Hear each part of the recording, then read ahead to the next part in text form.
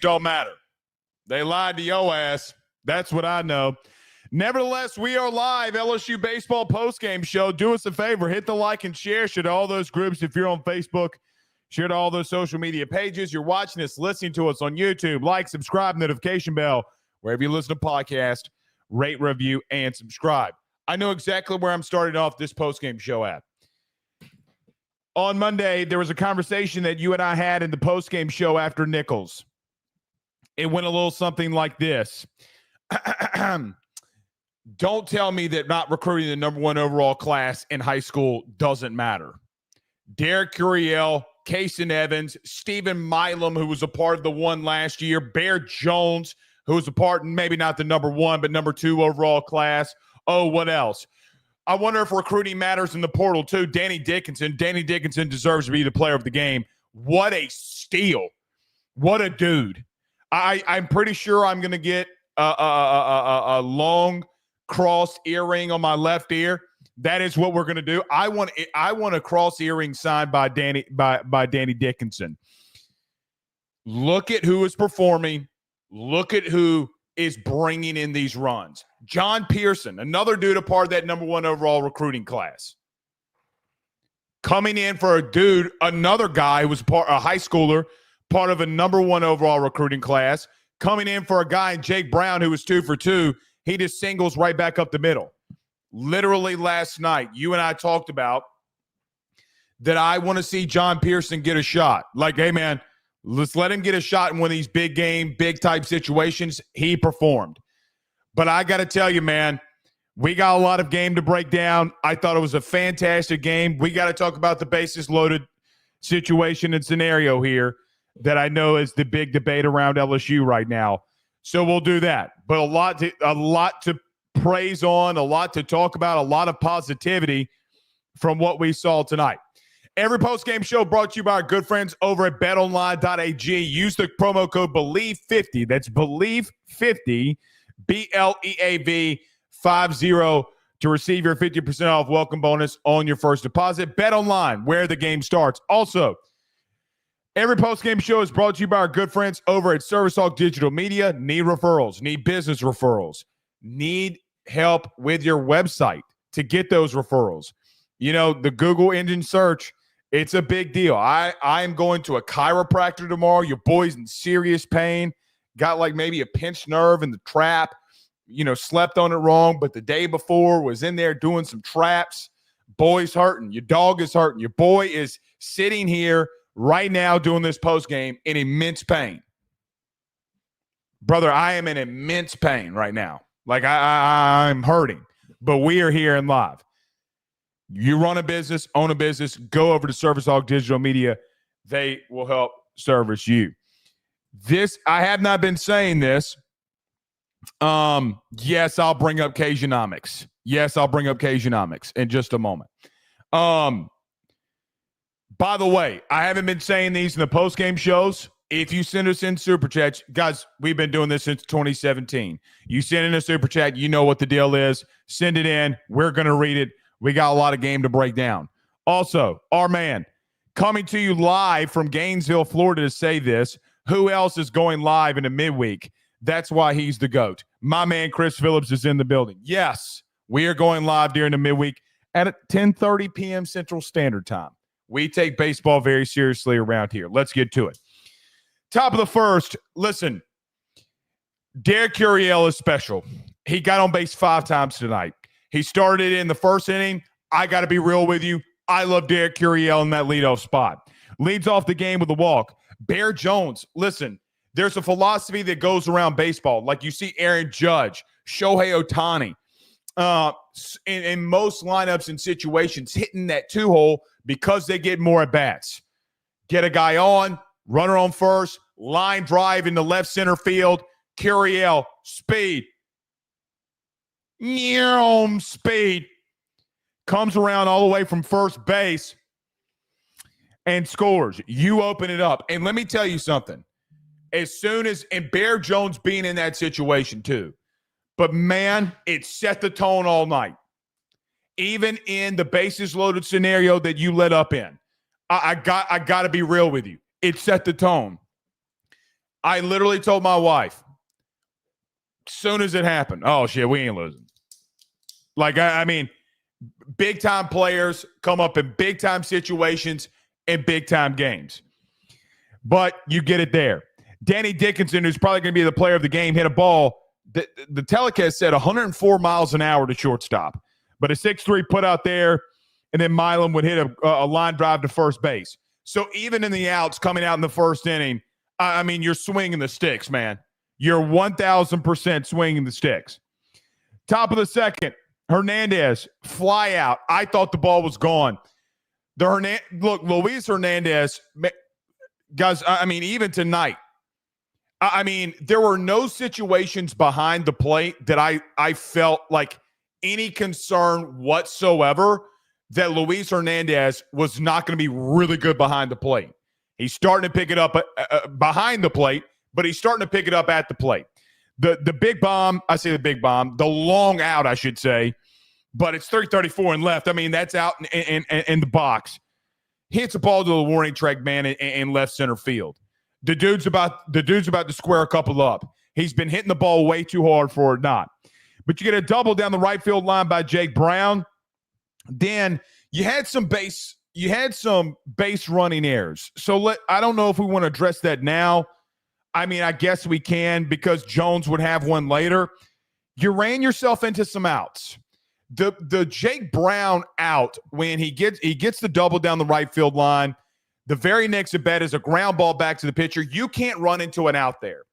I hate that one more than the delayed steal situation because you're calling a play to put on pressure for DBU to make a play. I don't like bad base running decisions. That's a call on Jay. Jay's got to, like the thing with Bear Jones on the delay steal, that's on Jay. He's got to eat that one. It is what it is. You cannot make those bad decisions like on the base paths. Game was early there too. You were only up 1-0, but you were still hitting the ball really well. Stanfield hit a ball to the warning track in that inning too in the top of the second to right field. Top of the three, you go 1, 2, 3 there. DBU kind of settled in there for a little bit, but you come back in the top of the fourth. I thought that this was where the game blew wide open. And here's the thing. You didn't score a run. Well, Blake, how can the game blow wide open? Because you're going through the second time in the lineup, and Danny Dickinson hits a single ground ball in between the 5 and 6 hole. Milam hits a ball in the right field to the warning track. Hernandez hits into a fielder's choice, but hits the ball scorching. Then you have a line drive single by Jake Brown. You're starting to get hits here, man. You're starting to really get it going. Now, I probably shouldn't have said blowing it open, but, man, you're literally getting these 0-2 counts, and it didn't matter, and you started pissing all over the baseball. Braswell would strike out, so you leave 2 runners on.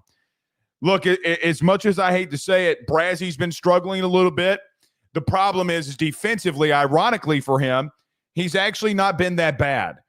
The problem that I do see here right now for Braz, he's a little tardy, right? He's a little tardy on some of his swings. I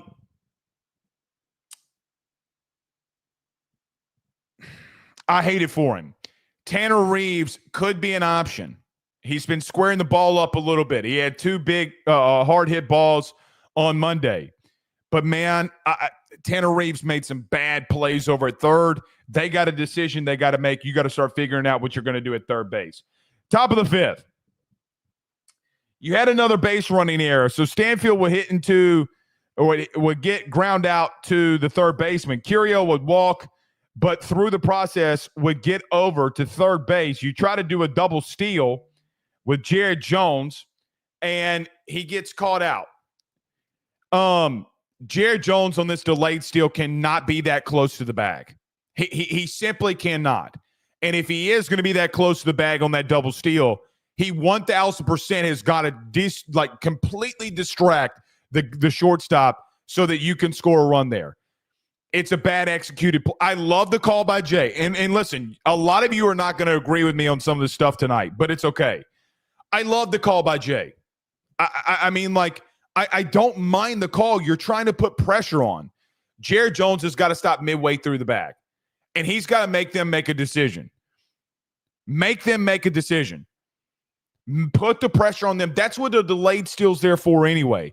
I don't know what Jay's going to say in the postgame, right? Like I have no real thought process on what he's going to say. If he is asked about the Bear Jones double steal, which I doubt he will, or will be asked, I really do believe that he's going to repeat that.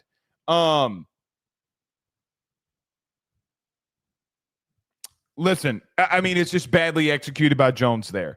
But here's the thing. You got a runner on 3rd and 2 outs. Jay Johnson started pressing some buttons. Ethan Fry, who really needed it, double into center field with an RBI. He gets on 2nd, clearly with a double. Danny Dickinson. I talked about Danny Dickinson in the previous inning. This is where I thought things started really to start to kind of transpire here, right? Where, man, you're starting to hit the ball really hard. It's only a matter of time before it really starts getting going. Top of the 5th, he hits a 2-run line drive bomb into left field. I'm telling you, everybody's going to be wearing cross earrings in their left ear by Monday. This kid might be special, man. He really might be. Jay said he gave him the number 14 because he reminds him of Pete Rose. I see it. What he's doing defensively, what he's doing at the plate, I absolutely love it, man. I absolutely love it. Speaking of Chris Phillips, he just texted me, said Danny Dickinson is the most LSU looking LSU infielder of all time. Those earrings are chef's kiss. 100%. Like we're literally talking about it, and he was texting me during this. Like, I mean, he's 100% right. But he gets a line drive single or line drive home run into left field. He's your player of the game. He opened it wide open for you. Bust it wide open. And then you were off to the races. Infield single to third base by Milam. You get a walk by Hernandez. John Pearson. I'm going to highlight this. John Pearson is a problem. You got a decision to make at third base. I have no idea what the kid looks like defensively. Really, I don't. If John Pearson going to keep squaring the ball up like that, and then as he did tonight, get an RBI single right back up the middle, kid's going to play. Kid's going to play. Listen, guys, you got 4 true freshmen on this team that are ballers, shot callers, 20-inch blades on the Impalas. When they get to SEC play, there's a chance that they could all struggle. They're freshmen in the SEC. Right now, you're seeing what you know that why these guys were highly recruited and highly talented and highly pursued after from not only college baseball teams, but also from Major League Baseball.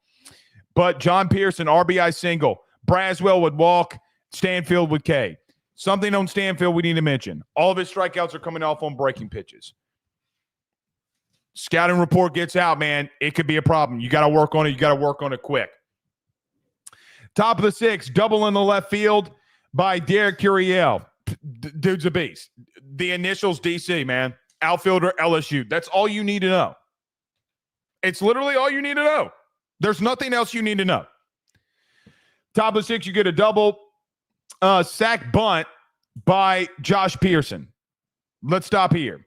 The previous at bat before Jones walked, so you got runners on 1st and 2nd, no outs. Sack bunt, error, Pearson lays down the bunt. Let's stop right there. I'm going to fast forward very quickly. Josh Pearson perfectly executed a bunt the first at bat that he was up there with runners on. It forced a bad error by DBU. Let's fast forward to literally the next inning in the 7th. This would happen again.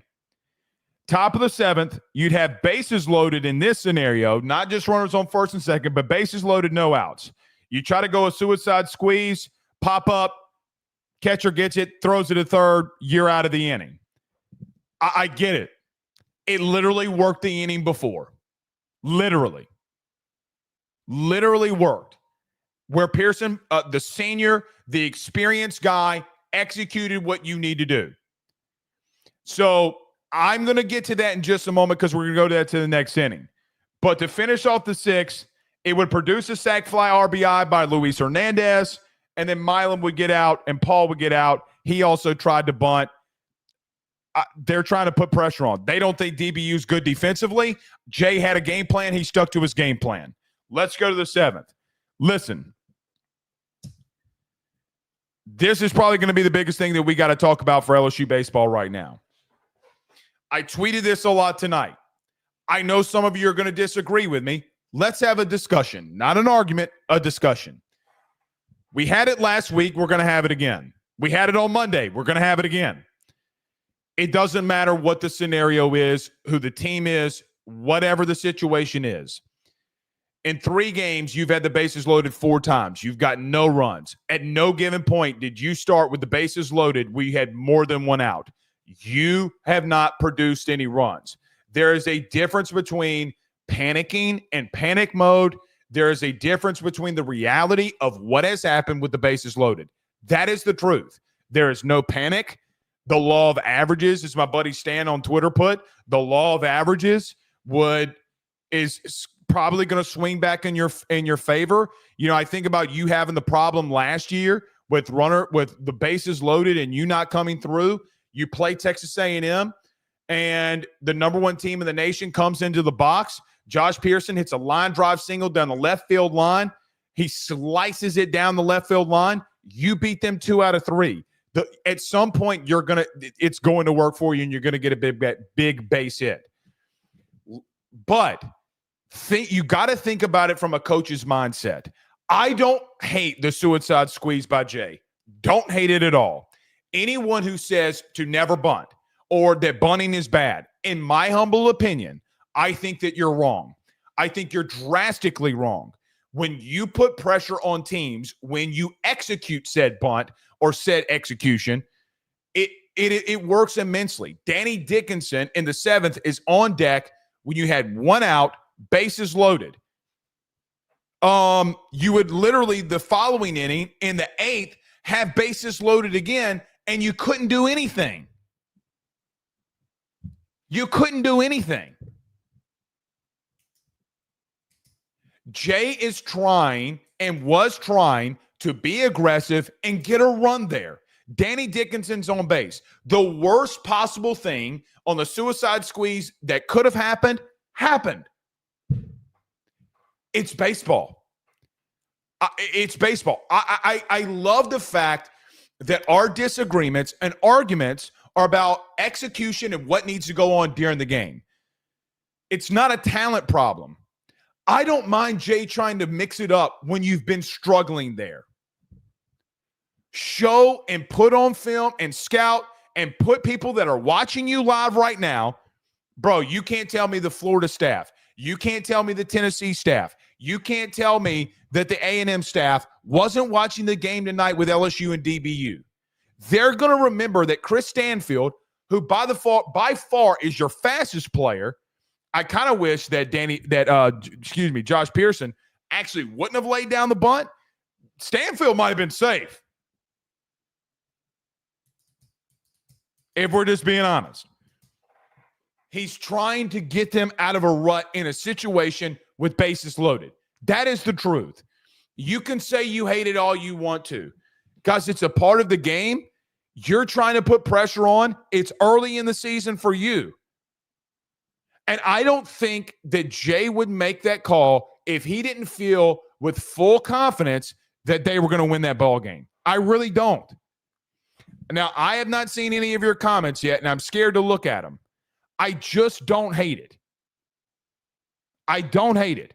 Now, I see Jake Robertson here says, Blake, I think the offensive efficiency will prove when Jay settles on a consistent lineup. Just let it play out. That is a fine. I agree with you there. I agree with you.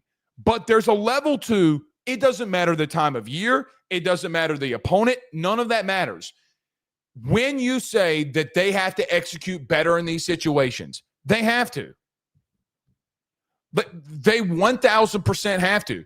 I saw people talking about Ryan Costello coming in with the bases loaded in the 8th inning. You mean the Ryan Costello who started the rally for you in Game 2 versus Omaha when you scored 4 runs? That Ryan Costello? Guys, I'm sorry. Being a manager for a major college program, when it comes to baseball, you're going to hit and miss. Why was there no talk about Ethan Fry coming in and John Pearson coming in and both getting RBI hits? Like, so Jay's pushing the right buttons. Sometimes in these situations, it's going to fail. When have we known Jay to do something really chaotic like the suicide squeeze like he tried tonight? It's not like that. Y'all know that. Y'all know better than that. Y'all know better than that. I'm not trying to defend the man because he can defend himself. But what I do know is you've had literally 3 at-bats on Saturday in the first inning, 4 at-bats in the second inning. No, 3 at-bats in the second inning to get runners in, bases loaded. You had a scenario with it on Monday night, but you scored a run off of a walk. And I'm not even counting Monday because I think that team sucks. And then tonight, you had the bases loaded in the 7th and the bases loaded in the 8th, and you didn't get runs. Guys, you're 0 for 12. 0 for 12. So or 0 for 11. It doesn't matter. It doesn't matter. Like that's not winning baseball. Now, I do get what Jake is trying to say here, okay? There is no panic from me whatsoever. I want to make this very well known. 0 panic from me. 0. Zilch. Nata. 0. By midway through the season, they'll be in that scenario again, and somebody's going to come down with the base hit. And it's going to bust a game wide open when it really matters. You know that. I know that. But I don't mind your head coach trying to be aggressive there. I'm never going to be mad at a coach, ever. Ever am I going to be mad at a head coach that's trying to be aggressive to win ball games. I'm just not going to do it. I can't do it. I think there's a thing of as being too aggressive. That's not too aggressive to me. I just got to keep it real. All right. So we've walked through the 6th, 7th, and 8th. I mean, it is what it is here. You go to the 9th, you go 1, 2, 3. At the plate, you had a fine evening. Danny Dickinson's my player of the game, man. I know Derek Curiel got on base 5 times. He could be it too. Pick your poison. But I think Danny Dickinson, for what he did in the field, what he did at the plate, I would give it to him.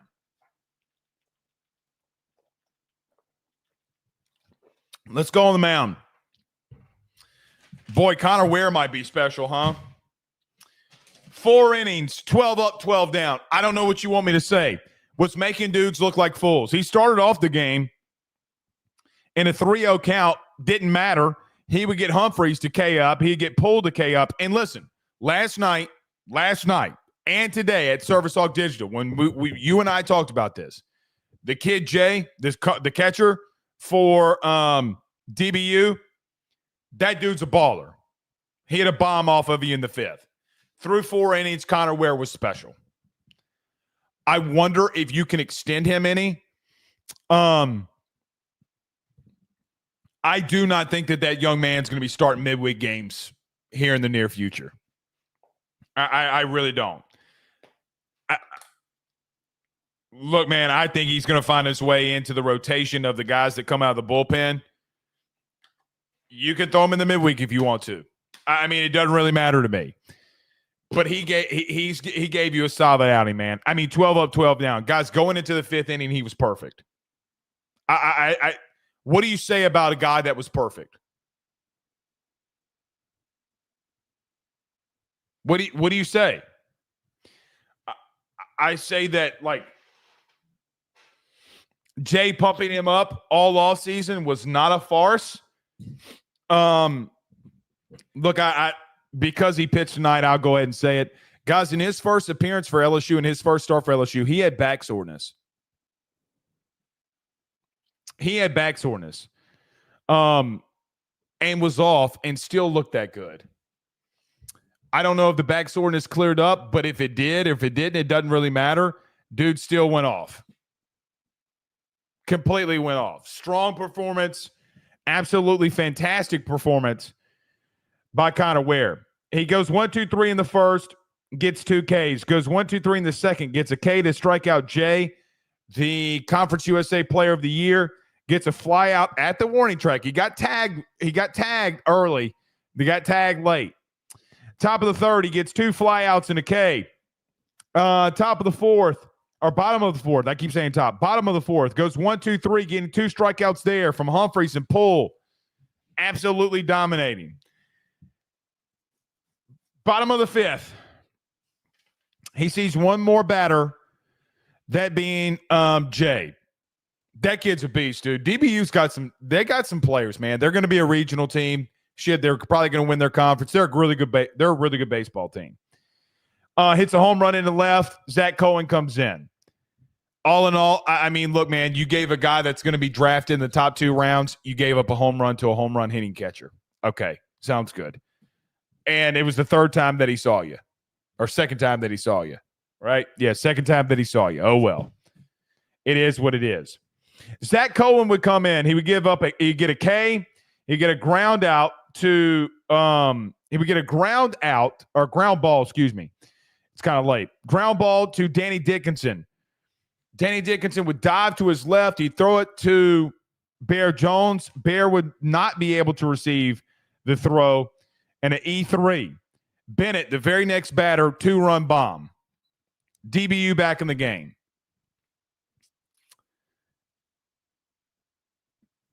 I mean, the bomb would probably still have happened, but that's tough for Zach Cowan. I mean, he gets a K, and then he gets you a ground ball, and then the home run happens. It is what it is. But he responds. Here's what I liked about Zach Cohen. He gives up a 2-run bomb. He had an error beforehand. I was like, Jay gonna go out there. Yes, gonna go out there and talk to him. He gets a K on Sweeney. Ends it. Kid responded. He comes back in the bottom of the 6th, gives a fly out, double into right field, and gets Poole and Jay. So the guys that were hitting on him and hitting off against him, when he came out of the pen, he Ks them up in the 6th inning. He gets both of them to look on some nasty curveballs. Nasty curveballs. Bradley said, I just saw this. So a bunt is being aggressive. They call it a suicide squeeze for a reason.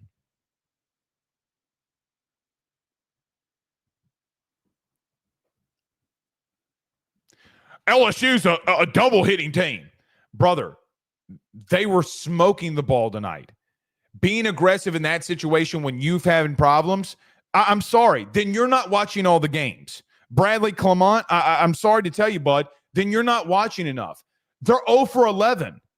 They're not hitting in those situations, my guy. A suicide squeeze is being aggressive because really bad shit can happen. You play the game? I mean, come on, dude. Anyway, back to the guys on the mound. Bottom of the 7th, Cowan comes back in, gets Krause to fly out, gets Narat to K up. He gives up a walk and then a fly ball, and then he's out of there. I thought a really solid performance by Zach Cowan outside of the home run. Pretty flawless, man. He gave up a double. That changeup is sick, man. It falls off the table. Bottom of the 8th, Williams comes in for Cowan. He gives up back-to-back walks. Freshman wasn't on tonight. Hopefully we'll see him again this weekend. But there was another freshman that came in Kason Evans. Kason Evans is special. I have a feeling that I was wrong, and I'm going to admit where I'm wrong. I thought that the kid would probably work himself into pushing a starting role. He probably won't do that this year after rethinking about that. And I have the right to change my opinion.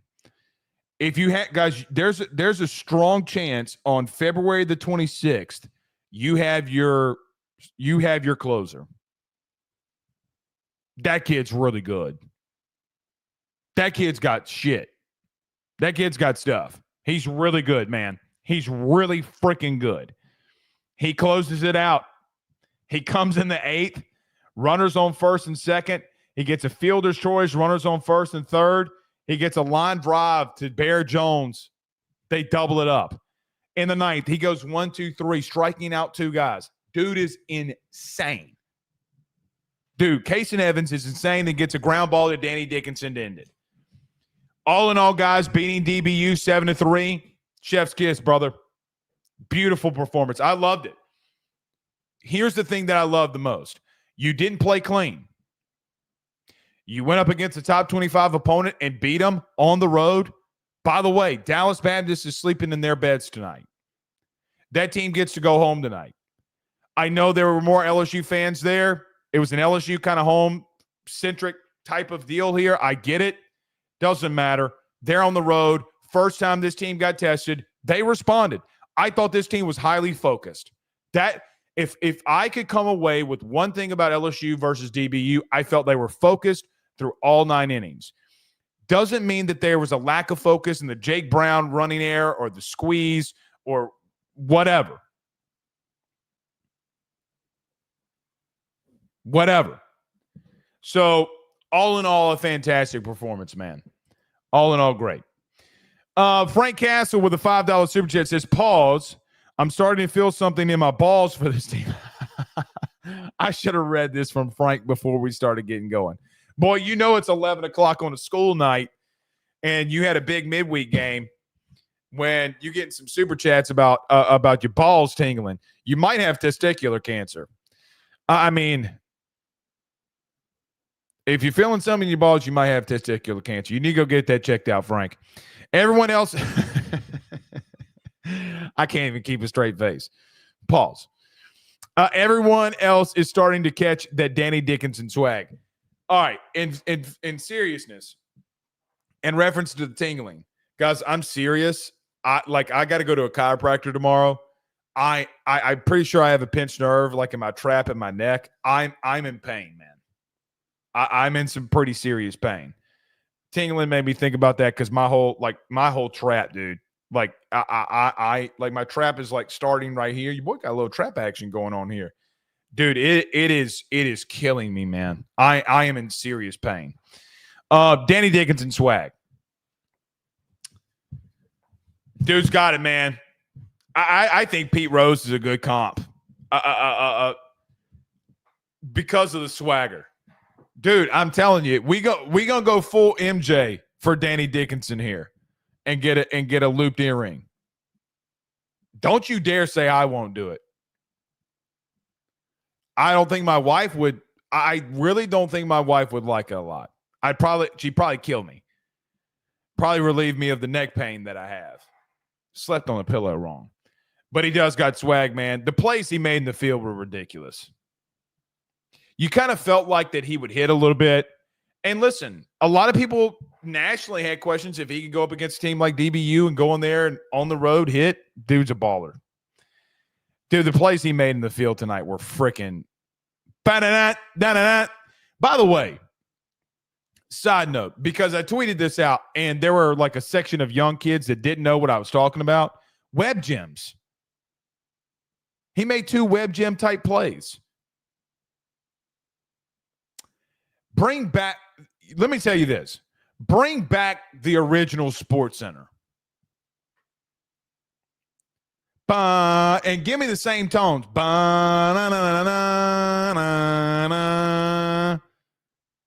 Sports Center's going downhill. Let's call it what it is. That kid's going to be on TV tonight. He probably won't see himself, but he's going to be on TV. He should be on TV. But bring back the old Sports Center. What they're doing now with Sports Center sucks.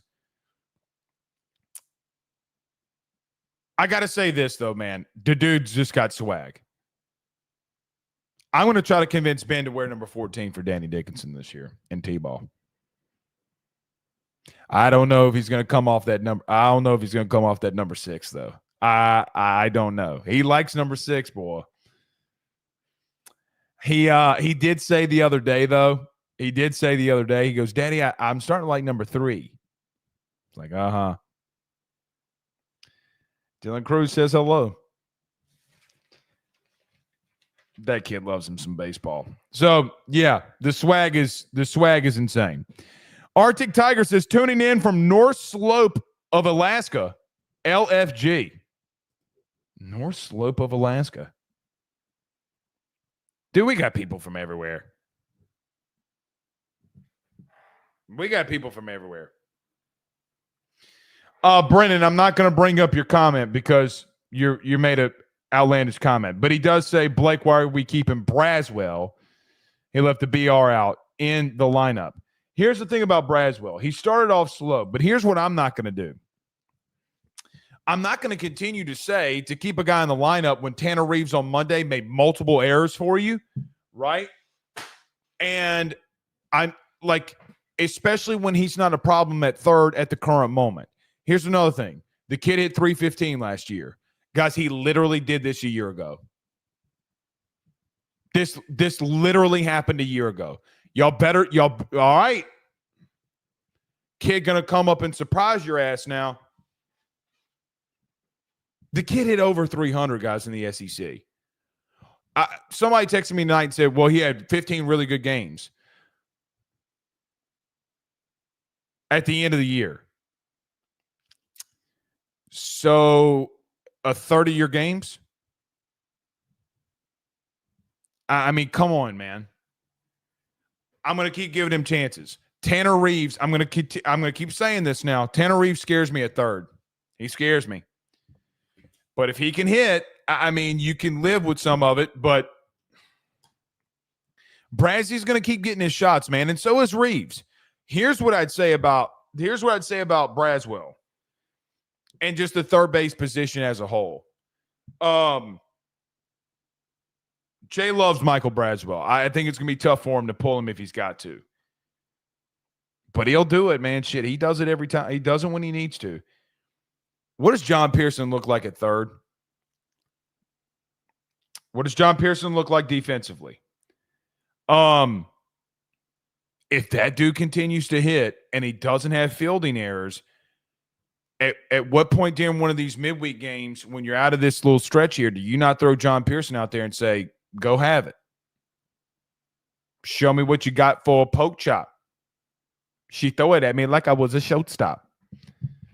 Didn't know we'd be here at 11 p.m. on a frickin' Wednesday doing that. Get Ben a clipped earring. All right. Well, I said Megan would kill me if I did it. She will kill me if I did that for Ben. Greg Porsche says, yes, SportsCenter does suck. Used to be really good. Yeah, it sucks now. It really sucks. Andrew Malonzo says, do we have anyone that can compete with Stanfield as in being good and defense, but also good at offense? No. I mean, you can move. What you could do would be move Curiel to center, start Larson in left, and keep Jake Brown in right, or bring in Pearson. He is struggling because, again, I'm telling you, man, I'm not gonna. You better not give up on some of these kids. You better not be saying bench them on February the 26th. You better not do it. You better not do it, bro. That's when your takes start becoming ass. Now, my takes are live recorded, so y'all can always go back and get mine. I'm going to start pulling some of y'all's back up on Twitter. Y'all keep coming after me. I'm going to start coming after y'all's ass. Thompson was clutch in the national title. Well, he was in game 3. Games 1 and 2 sucked. But see, here's the thing. But I want to bring this up about Steven or Steven's comment. Steven's right about this. Jay didn't move away from Josh Thompson. It's a different scenario because nobody was really there to take that position, right? You didn't have anybody there that could push him. You don't have that situation right now for Braswell. There are guys that can push him. Because John Pearson's pushing everybody. I mean, Ethan Fry.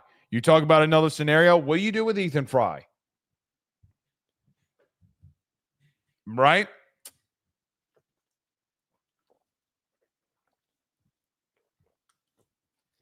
This team's got options, man. They got options. They got a lot of options. A McNabb 23 says, I hope he does, man. I like Braz a lot. I mean, listen, man. Here's where I'm at with the whole Braswell thing. I literally saw this happen a year ago.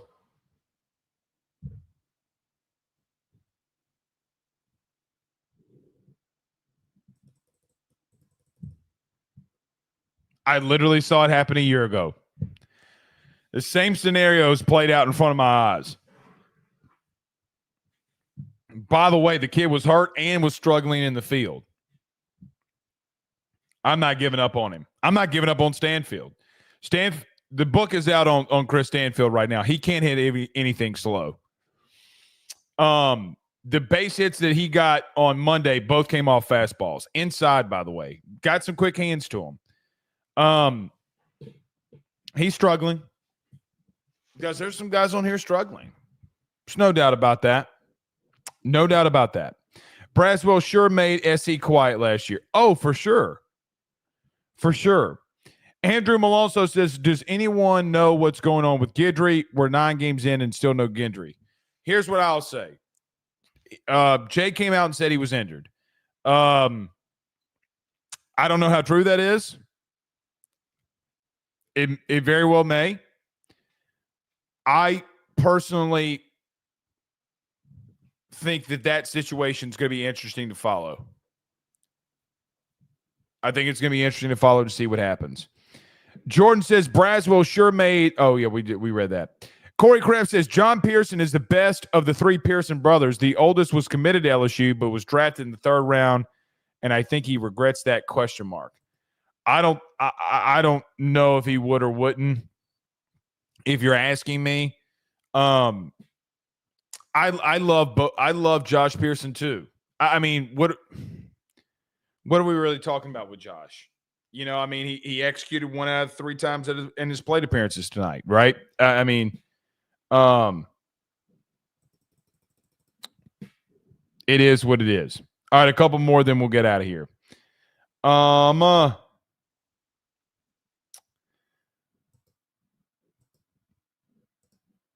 David says Web Gems was the shit. It was the shit. It was the shit. Sports Center's gone downhill. ESPN's gone downhill. Ratings prove that. Guys, the number 1 show in America. In America.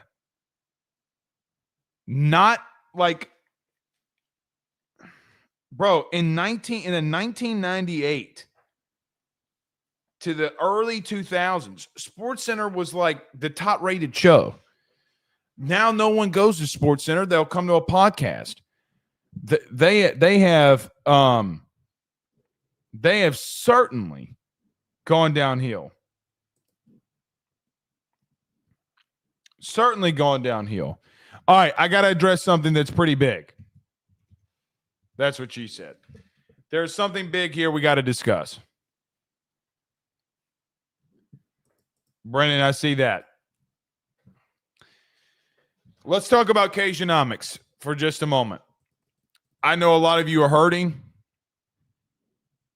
I know a lot of you are mad about Cageonomics and the outcome that has happened. I don't know Cageonomics. I wish them well. I hate that that's going on. I know a lot of you watch it on there.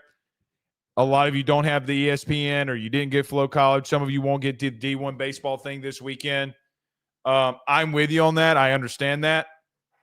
But to our good friends over the Rage and Review, man, y'all have pissed off a fan base.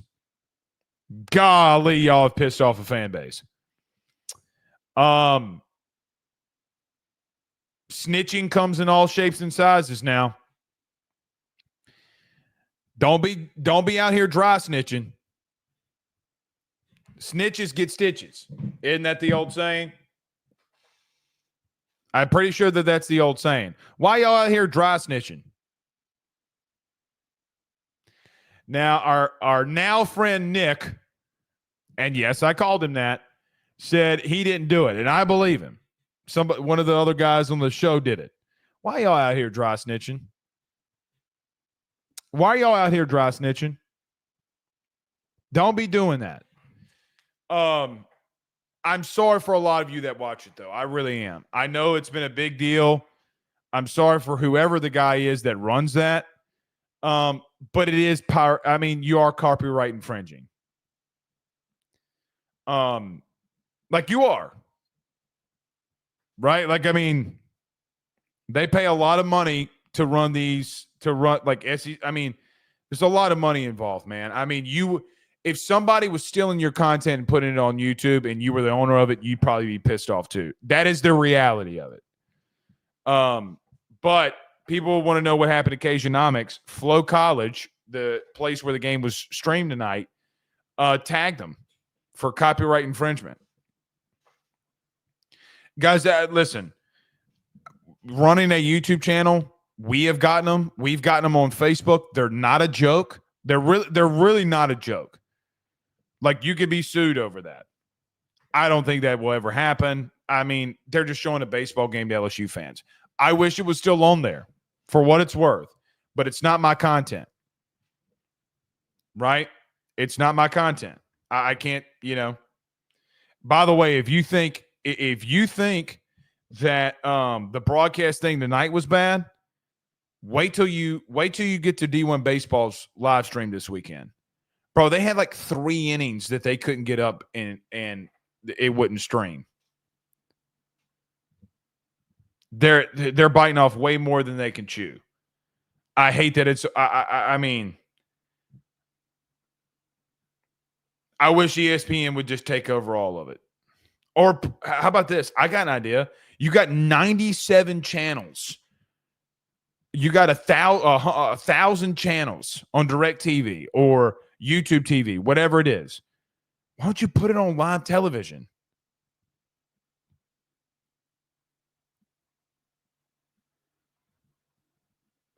I don't mean this in a wrong way. Really, I don't. Nobody's watching. Nobody. I shouldn't say nobody. Hardly anyone is watching these SEC swim meets. And I hate saying it like that. The general public, the majority general public, would rather see college baseball on the tube. That is the truth. I hate it for Cageonomics. I hate it for you, the LSU fans. But, I mean, YouTube TV, I mean, not YouTube TV. Guys, ESPN is $8 a month. You know what I mean? Like, I use it a lot. I watch a lot of college baseball. All right, we'll get to the super chat before we get out of here. A. McNabb says, Blake, I'm just going to say it like it is. It's truly sad how hard it is to watch college baseball. The fact that a guy has to stream it on YouTube. Yeah, I mean, look, I can't McNabb, I can't disagree. It is difficult. It is moderately difficult. I mean, you either got to go with the apps. I mean, guys, I spent $30 today to just get Flow College. Now, I'll write that shit off on taxes, but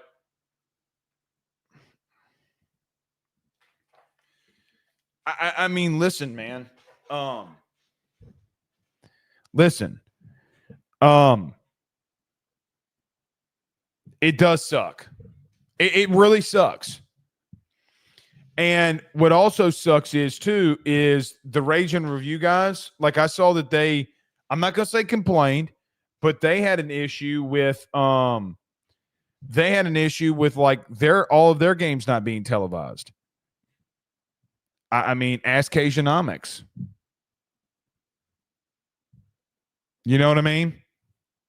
He'd do it. I mean, he does everybody else. He'd probably do you because you're local and you're Cajun. Y'all could have made a friend. Y'all made an enemy, man. Y'all made an enemy. All right. We're out of here. We'll see y'all tomorrow, man. Let's go get some shut-eye. See ya. Peace.